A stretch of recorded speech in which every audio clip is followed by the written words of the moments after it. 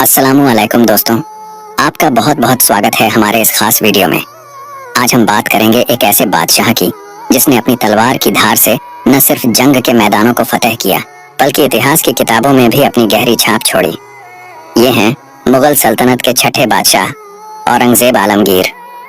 उनका नाम सुनते ही एक शानदार तस्वीर जहन में आती है। औरंग यानी तख्त की शोभा और आलमगीर यानी जहां का विजेता। लेकिन सवाल ये उठता है, औरंगजेब आलमगीर को कभी कोई हरा क्यों नहीं पाया? क्या थी उनकी वो ताकत जिसने उन्हें हर जंग में कामयाब बनाया? क्या थे वो राज जो उन्हें अपने दुश्मनों पर हमेशा भारी रखते थे?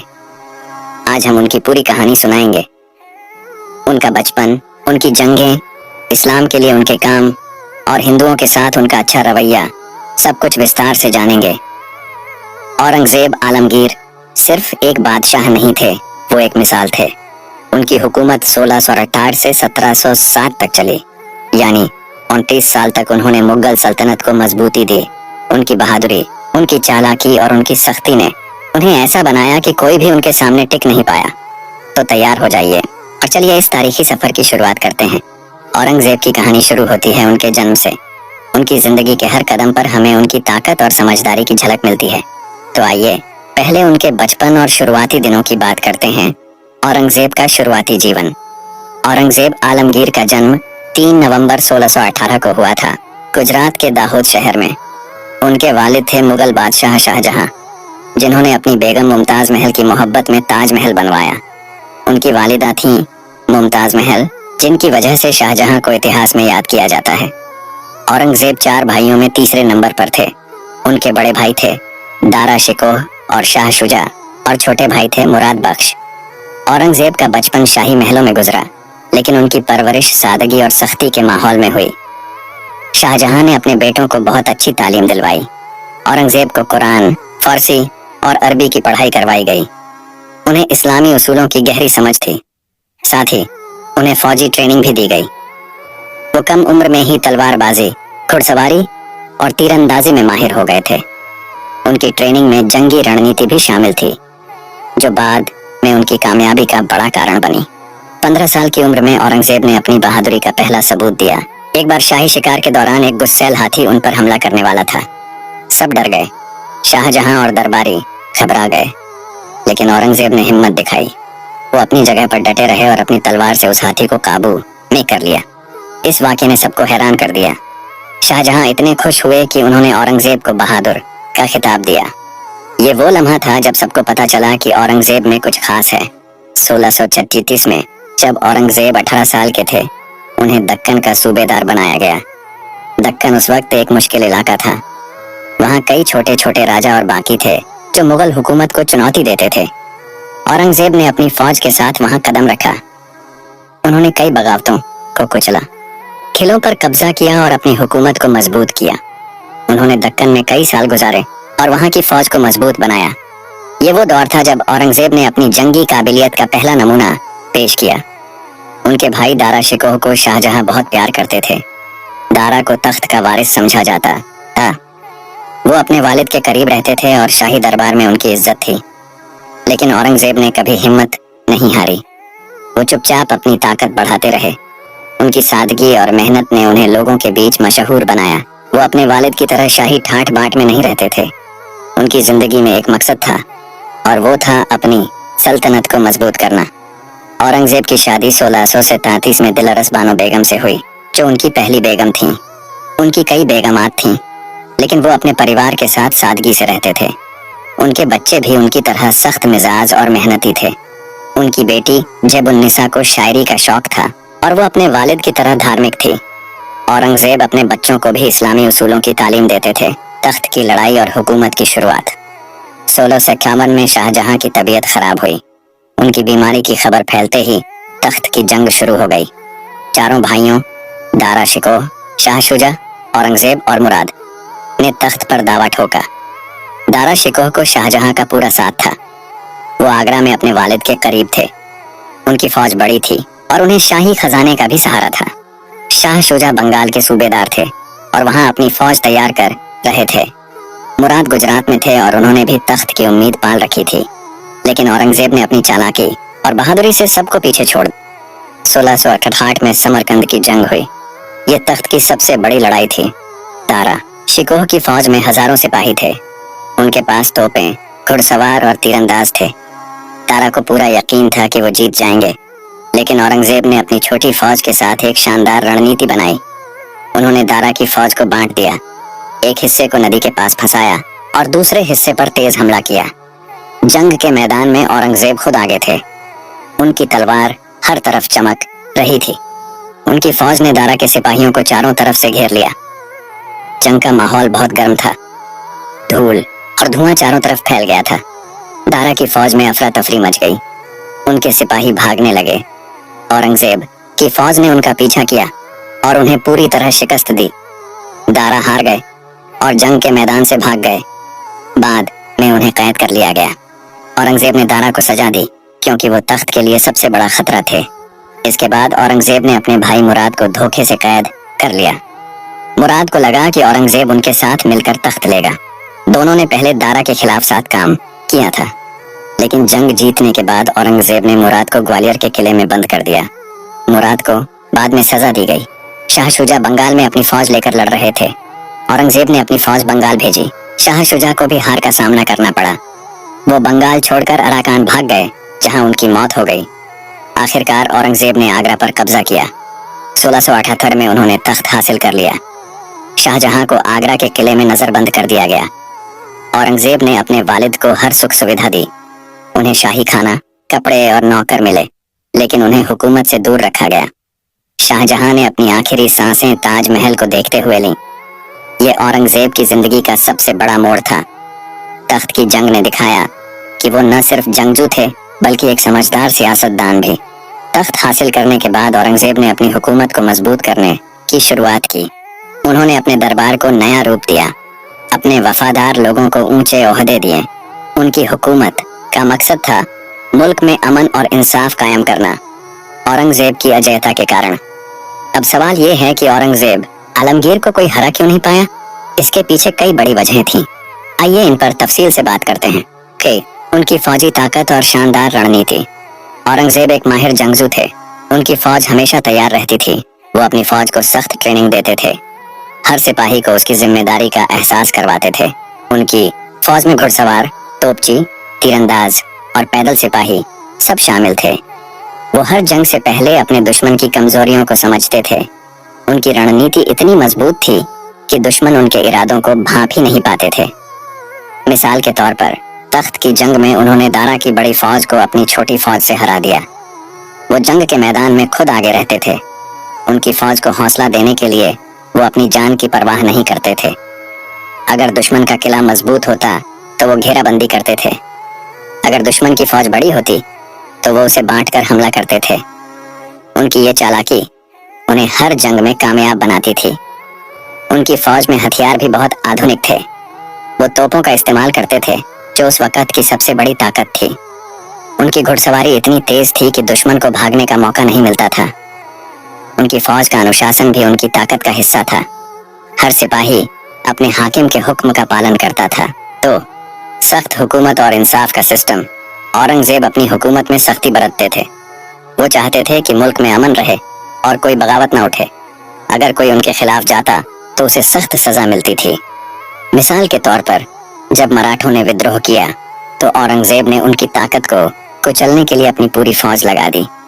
वो अपने मुल्क में इंसाफ का सिस्टम भी मजबूत करना चाहते थे। हर शहर में काजी नियुक्त किए गए। ये काजी लोगों के झगड़ों को हल करते थे। औरंगजेब खुद भी इंसाफ के मामले देखते थे। वो दरबार में बैठकर लोगों की फरियाद सुनते थे। उनकी हुकूमत में कोई भी बागी या गद्दार बख्शा नहीं जाता था। उनकी सख्ती ने उनकी हुकूमत को मजबूत बनाया। जो भी बागी उठता उसे कुचल दिया जाता। उनकी फौज और जासूस हर वक्त तैयार रहते थे। यही वजह थी कि कोई भी उनकी सल्तनत को कमजोर नहीं कर पाया। 3. धार्मिक लगाव और सादगी। औरंगजेब आलमगीर अपनी धार्मिक जिंदगी को बहुत अहमियत देते थे। वो रोज 5 वक्त की नमाज पढ़ते थे। कुरान की तिलावत उनकी रोज की आदत थी। वो बादशाह होते हुए भी शाही ठाट बाट से दूर रहते थे। उनकी जिंदगी सादगी से भरी थी। वो अपनी टोपी सिलकर बेचते थे और उससे अपनी रोजी कमाते थे। उनकी कमाई का बड़ा हिस्सा गरीबों और मजहबी कामों में जाता था। उनकी सादगी की मिसालें उनकी जिंदगी में हर कदम पर मिलती हैं। वो शाही खाने की जगह सादा खाना खाते थे, जैसे दाल, रोटी और सब्जी। वो सोने चांदी के कपड़े नहीं पहनते थे। उनकी फौज में भी सादगी का असर था। वो अपने सिपाहियों को भी धार्मिक हौसला देते थे। उनकी फौज में कई सिपाही ऐसे थे जो औरंगजेब की ईमानदारी से प्रभावित थे। लोग मानते थे कि उनकी ये ईमानदारी और मेहनत उन्हें जंग में भी कामयाबी दिलाती थी। 4. दुश्मनों पर नजर और तेज फैसले। औरंगजेब हर वक्त अपने दुश्मनों पर नजर रखते थे। उनकी जासूसी का सिस्टम बहुत मजबूत था। उन्हें हर बगावत की खबर पहले ही मिल जाती थी। उनके जासूस पूरे मुल्क में फैले हुए थे। वो तेजी से फैसले लेते थे और फौरन कदम उठाते थे। मिसाल के तौर पर जब राजपूतों ने बगावत की तो औरंगजेब ने फौरन अपनी फौज भेजकर उन्हें कुचल दिया। उनकी ये तेजी उन्हें अपने दुश्मनों से हमेशा आगे रखती थी। वो अपने दुश्मनों को मौका नहीं देते थे कि वो अपनी ताकत बढ़ा सकें। उनकी जासूसी और तेज फैसलों ने उनकी सल्तनत को हर खतरे से बचाया। 5. मुल्क का फैलाव और मजबूत सियासत। औरंगजेब ने अपनी हुकूमत को बहुत फैलाया। उनके दौर में मुगल सल्तनत अपने सबसे बड़े आकार में थी। उन्होंने दक्कन, असम और बंगाल जैसे इलाकों को अपनी हुकूमत में शामिल किया। उनकी सियासत इतनी मजबूत थी कि वो अपने दुश्मनों को एकजुट नहीं होने देते थे। वो अपने वफादार लोगों को ऊंचे ओहदे देते थे और बागियों को सजा देते थे। औरंगजेब की प्रमुख जंगें।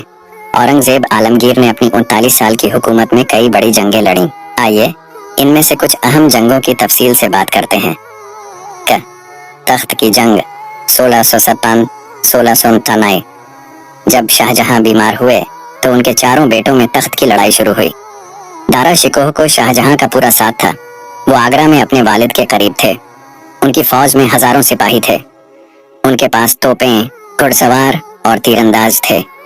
शाह शुजा बंगाल में अपनी फौज तैयार कर रहे थे। मुराद गुजरात में थे, लेकिन औरंगजेब ने अपनी चालाकी से सबको मात दी। 1658 में समरकंद की जंग हुई। ये जंग तख्त की सबसे बड़ी लड़ाई थी।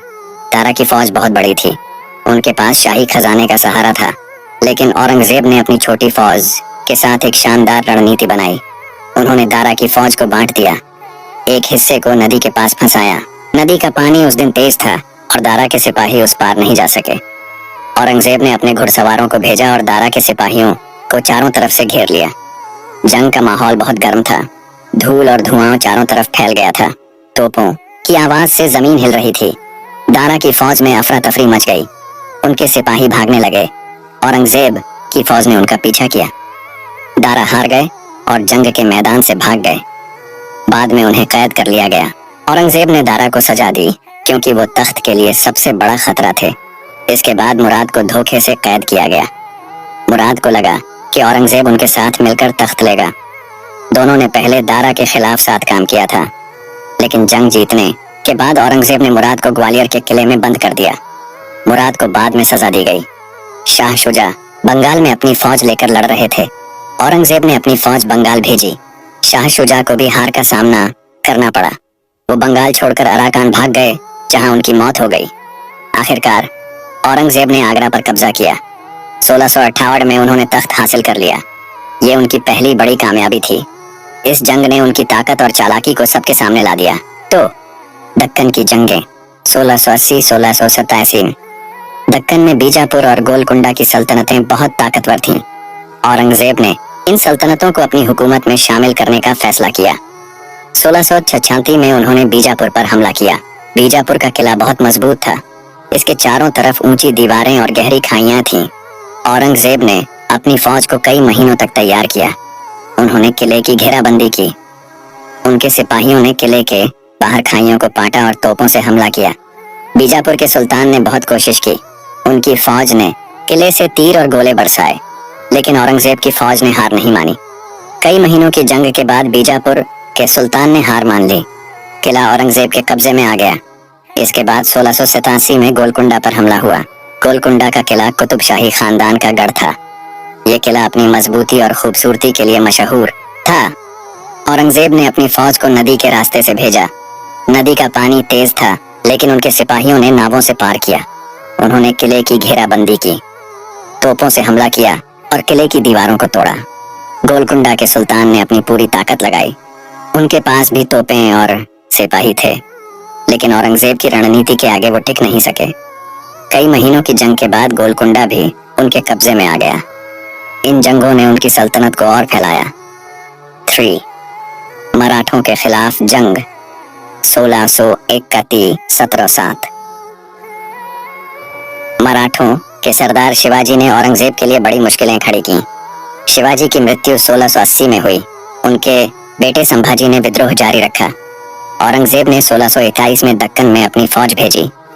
संभाजी छापामार जंग लड़ते थे। वो पहाड़ों और जंगलों से हमला करते थे और फिर गायब हो जाते थे। औरंगजेब ने अपनी फौज को मराठों के किलों पर कब्जा करने का हुक्म दिया। 1689 में औरंगजेब ने संभाजी को कैद कर लिया। संभाजी को एक जंग में पकड़ा गया। उनकी फौज ने बहुत कोशिश की, लेकिन औरंगजेब के सिपाहियों ने उन्हें घेर लिया। संभाजी को सजा दी गई। इससे मराठों की ताकत कमजोर हुई, लेकिन उनका विद्रोह खत्म नहीं हुआ। औरंगजेब ने दक्कन में अपनी जिंदगी के आखिरी साल मराठों से लड़ते हुए गुजारे। उनकी फौज ने कई मराठा किलों पर कब्जा किया, जैसे रायगढ़, सतारा और पन्हाला। मराठों की छापामार जंग ने औरंगजेब को परेशान किया। वो छोटी छोटी टुकड़ियों में हमला करते थे। औरंगजेब की बड़ी फौज को उनका पीछा करने में मुश्किल होती थी, लेकिन औरंगजेब ने हार नहीं मानी। उन्होंने अपने सिपाहियों को पहाड़ों में भेजा, कई किलों को घेरा और मराठों की ताकत को तोड़ा। हालांकि मराठों का विद्रोह उनकी मौत के बाद भी जारी रहा, लेकिन औरंगजेब ने अपनी हुकूमत को कमजोर नहीं होने दिया। 4. राजपूतों के खिलाफ जंग 1669-1683। 1669 में राजपूतों ने बगावत की। जोधपुर के राठौड़ राजपूतों ने मुगल हुकूमत के खिलाफ हथियार उठाए। औरंगजेब ने अपनी फौज भेजकर उनकी ताकत को कुचल दिया। 1680 में उदयपुर के राणा ने भी विद्रोह किया। औरंगजेब ने उदयपुर पर हमला किया। उनकी फौज ने राणा के किलों को घेर लिया। राणा ने बहुत कोशिश की, लेकिन औरंगजेब की ताकत के आगे टिक नहीं सके। 1691 तक राजपूतों की बगावत को पूरी तरह दबा दिया गया। औरंगजेब ने अपने वफादार राजपूत सरदारों को इनाम दिए। जो बागी थे उन्हें सजा दी। इन जंगों से उनकी सल्तनत और फैली। 5. असम और बंगाल की जंगें 1660-1670। 1660 के दशक में औरंगजेब ने असम के अहोम राजा को हराया। उनकी फौज ने नदी के रास्तों से हमला किया। असम का इलाका पहाड़ी और जंगली था, लेकिन औरंगजेब के सिपाहियों ने नावों से नदी पार की और अहोम की फौज को शिकस्त दी। असम पर कब्जा कर लिया गया। बंगाल में भी कई छोटी बगावतें हुई। औरंगजेब ने अपनी फौज भेजकर इन बगावतों को कुचल दिया। ये जंगें उनकी सल्तनत के पूर्वी हिस्सों को मजबूत करने के लिए लड़ी गईं। इस्लाम के लिए योगदान। औरंगजेब आलमगीर ने इस्लाम के लिए बहुत काम किया। वो अपनी हुकूमत में इस्लामी नियम लागू करना चाहते थे। आइए उनके कुछ अहम योगदानों की बात करते हैं। फतवाए आलमगीरी। औरंगजेब ने उलेमाओं की मदद से फतवाए आलमगीरी नाम की किताब तैयार करवाई। ये इस्लामी कानूनों का एक बड़ा संग्रह था। इसमें शरीयत के हर पहलू को शामिल किया गया। शादी, तलाक, मीरास, कारोबार और जुर्म के नियम। इस किताब को बनाने में कई साल लगे। उलेमा दिन रात मेहनत करते थे। औरंगजेब खुद इस काम पर नजर रखते थे। ये किताब इतनी मशहूर हुई कि आज भी इस्लामी दुनिया में इसका जिक्र होता है। उनका मकसद था कि उनकी हुकूमत में इंसाफ शरीयत के मुताबिक हो। मस्जिदों का निर्माण। औरंगजेब ने कई मस्जिदें बनवाई। दिल्ली की औरंगजेबी मस्जिद उनके द्वार की छोटी लेकिन खूबसूरत मिसाल है। लाहौर की बादशाही मस्जिद उनकी सबसे बड़ी मस्जिद थी। ये मस्जिद अपनी मजबूती और शानदार नक्काशी के लिए मशहूर है। औरंगजेब ने अपने मुल्क में कई छोटी बड़ी मस्जिदें बनवाई। वो चाहते थे कि उनकी सल्तनत में इस्लाम की रोशनी फैले। सादगी और ज़कात। औरंगजेब अपनी कमाई का बड़ा हिस्सा गरीबों और मजहबी कामों में देते थे। वो अपनी टोपी सिलकर बेचते थे। उनकी टोपी की कीमत बहुत कम होती थी, लेकिन वो इसे अपने हाथों से बनाते थे। उनकी कमाई का एक हिस्सा ज़कात में जाता था। वो अपने सिपाहियों को भी सादगी की मिसाल देते थे।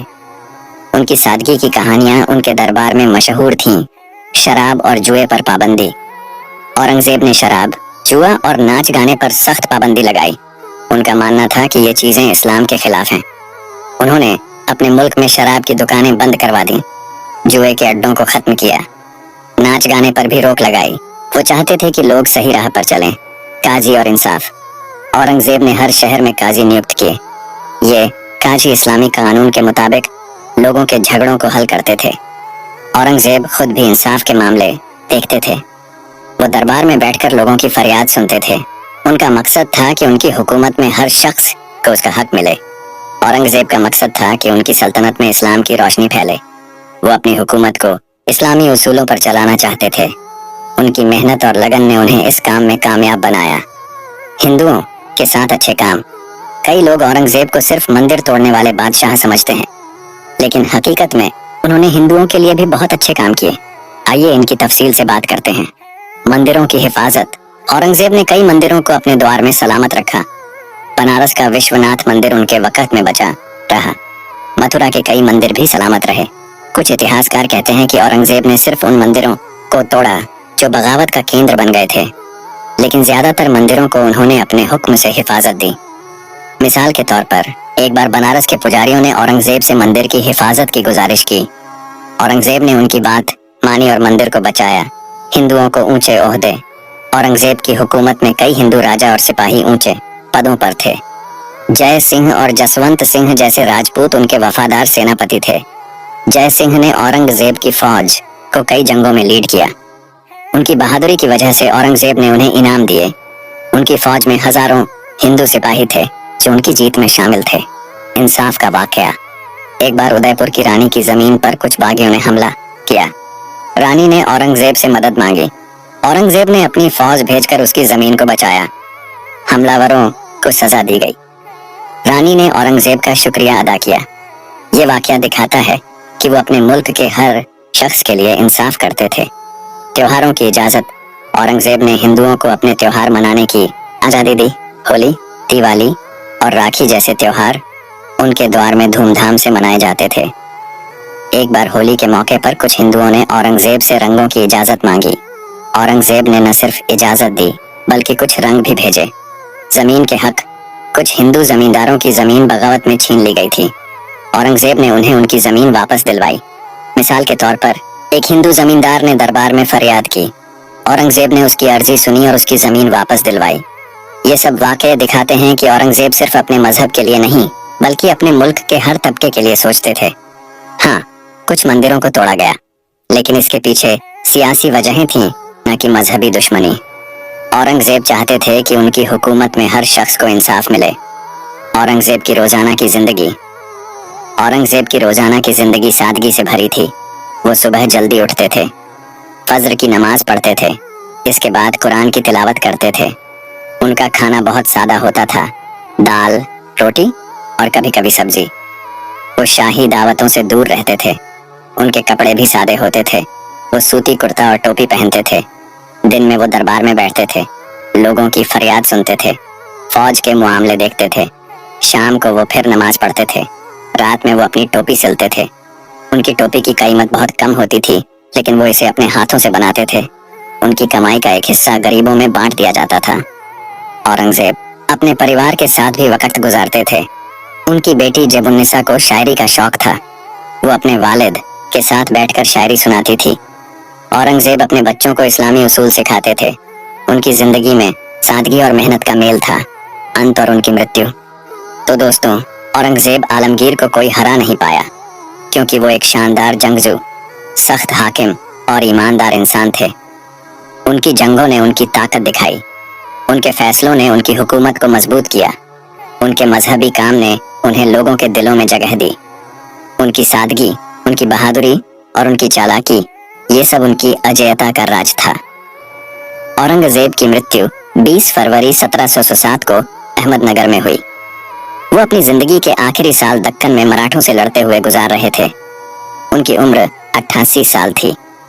उनकी कब्र खुलदाबाद में है। ये कब्र बहुत सादा है, जो उनकी सादगी की मिसाल है। उनकी मौत के बाद मुगल सल्तनत कमजोर हुई, लेकिन उनके द्वार में सल्तनत अपने सबसे बड़े आकार में थी।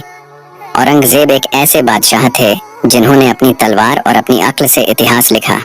हाँ, उनके कुछ फैसलों पर सवाल उठे, लेकिन उनकी कामयाबी को कोई नकार नहीं सकता।